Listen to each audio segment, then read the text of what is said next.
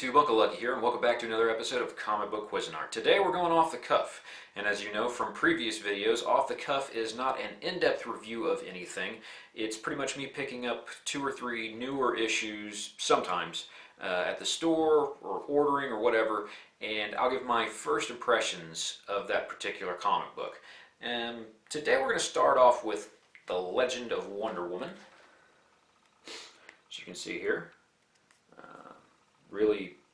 Really gorgeous cover. Now this is going to be one of 9.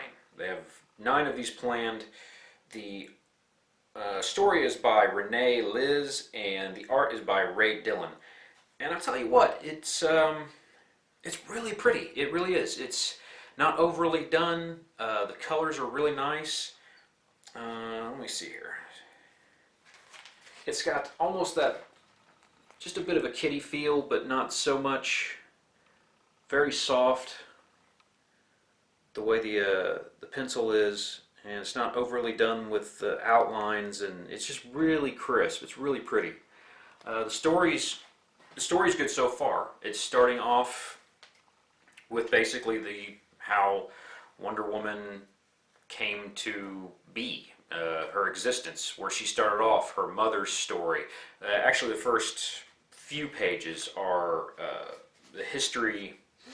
Now, I'm not going to say that I'm by any means a Wonder Woman connoisseur. I like the character. I think she's a very strong character.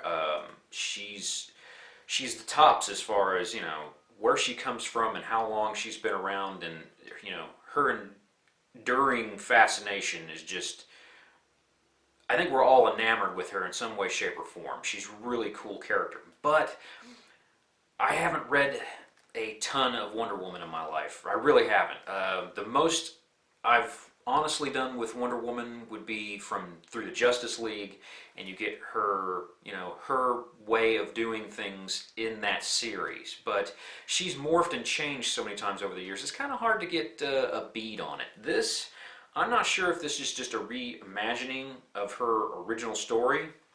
I'm pretty sure Reader 1717 could tell me all about this, because this comic book is good. It starts off pretty strong. It explains where she came from, her mother's part in all of it, the gods, but I'm not sure if it's a reimagining or if this is the actual original story. So, Reader 1717, if you're watching this, kind of let me know if you've read this one. Like I said, I like the art. I think it's pretty cool. And next up we have Green Lantern Corps, Edge of Oblivion. I like the cover art, I really do. Now I'm giving this one a chance because I'm going to be completely and utterly honest here. You guys know me, I'm the Green Lantern guy, I love Green Lantern. This is so confusing what, why, how, where, when DC Comics Corporation came up with some of these ideas. It doesn't make any sense to me still. We had Green Lantern Lost Army, which was issues 1 through 6.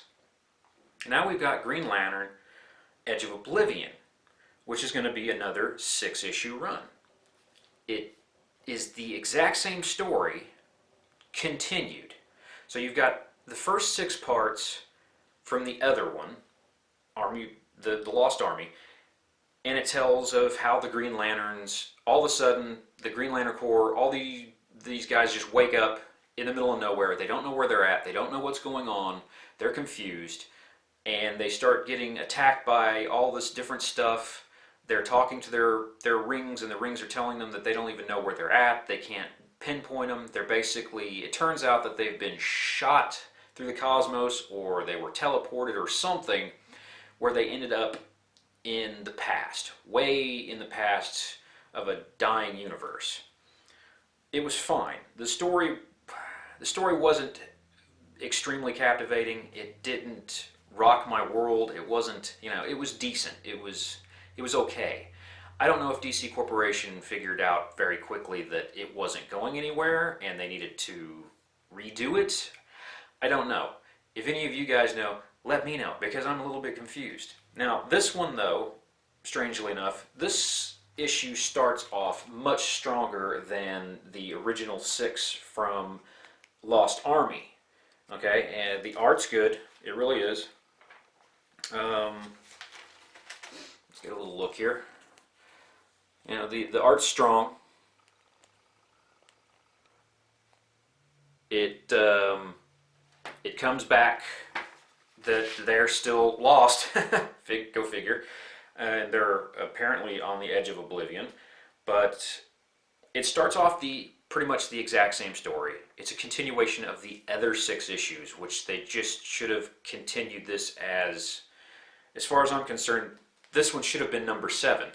I don't know what they're doing with this. It doesn't make any sense. It's good though. Don't get me wrong.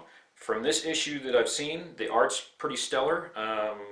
It looks good, and it's got a little bit more compelling story this time around. Just off of the one issue, you know, not to give too much away, but they run basically the universe around them is collapsing. It's dying, and they run into some other sentient beings, and there's kind of a thing that happens there, but they realize that they're not alone, and that they're not, you know, it's not all lost. So it's good, you know. Give it a read, but just go into it understanding that it's kind of confusing the way they're doing this. Next up, we have He-Man and the Masters of the Universe, number 1. Now, this one's a little bit older, a couple of years. Let's go into me launching into a big thing where you'll see my eyes get misty, and the nostalgia of, you know, the He-Man toys and all that. Being a product, you know, born in the 70s, product of the 80s, toys, the merchandising, just everything that went into my childhood. He-Man was a very big part of it. I actually got kicked out of school because I had He-Man figures with me. Any of you have ever been to private schools or highly religious schools? I got kicked out of school because I had these He-Man figures and they were vulgar because loincloth thing, you know how that goes. So I got sent home, and they confiscated the toys. I'm sure they were in their office somewhere playing with them. Anyway, I was really a big fan of He-Man. I've always been a fan of He-Man, but it seems like it's come and gone over the years. They've rebooted it, brought it back a little bit, then it's kind of fallen by the wayside.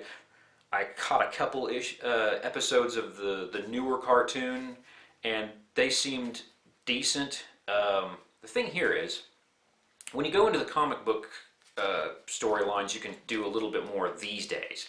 Back when the cartoon was on TV, you couldn't do anything.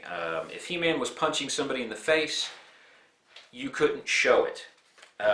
You'd have to have a quick somebody looking away or a shadowed shot or something, and then he could punch somebody and knock them down. But there was such a strict code on the cartoons originally that they kind of had their hands tied, and the way they got around a lot of the story, because a lot of the stories, if you go back and watch the original cartoons, a lot of those stories were kind of dark. They had some dark undertones, but they wrapped it up with the message for the kids at the end of each one, and they got around it the best they could. But now you take this He-Man and the Masters of the Universe, it's good. It's beefy. It's dark. It's not kids play. They don't really hold any punches because the bad guys show up and they kill children. I mean, they're just it's vicious. It's violent. It caught me off guard. I wasn't sure where they would go with it, but I'm hooked up on this series right now. I'm going to go back and buy. I think they only had a 19 or 20 issue run, and I'm going to buy all these. I'm going to go hunting all over the place for them. But yeah, He-Man and the Masters of the Universe, really good. If you guys, if you've never seen it before or passed it by, I think this came out in 2011, I want to say. Give me a second here. I will tell you. Should have probably known this first. I think it was a 2011 run. I'm not going to go into it. It's old. It's a couple years older, but it's good. And it's a number 1. The story's pretty good so far. Everybody's kind of having a good time, laid back. The city's doing the city thing. You know, they're having a little parade and all this stuff, and you know, then the bad guys show up out of nowhere and start killing everybody, and that's as that's as plain Jane as you can get in the story, man. Everything's good in the land, and then the bad guys show up and everything ain't. So it's good. Give it a shot. And that's going to do it for this episode of Off the Cuff. It was a quick one. I had the 3 that I wanted to pick out this week. Do something, you know, go a little bit more in depth, but not crazy in depth. Don't overload you with a bunch of comic books. I wanted to give a special shout out. Thank you very much to Jared Osborne.